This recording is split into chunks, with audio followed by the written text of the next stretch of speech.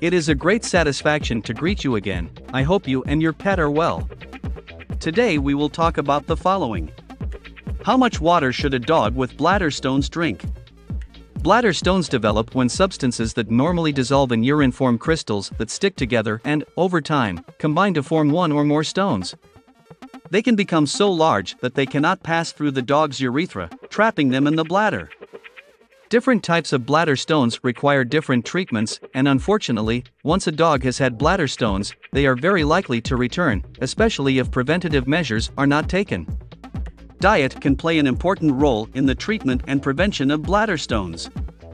Some bladder stones can be dissolved with a special food or prescription medicine.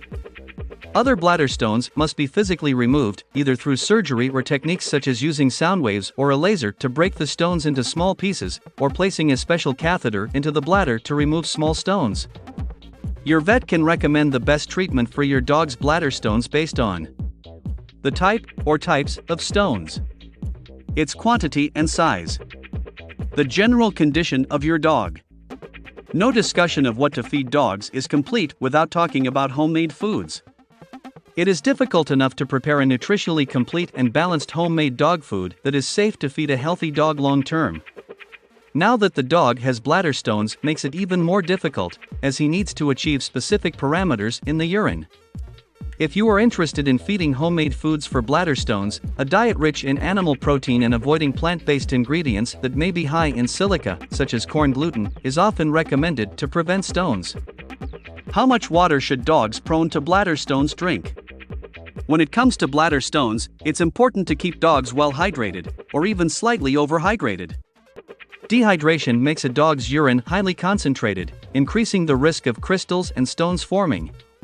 Conversely, bladder stones are less likely to form in very dilute urine with a lot of water, because the substances that form them will remain dissolved.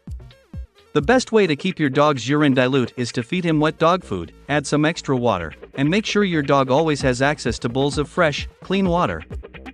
It is possible to add water to dry foods, but you would have to add a lot, often several cups, to reach the levels found in canned foods.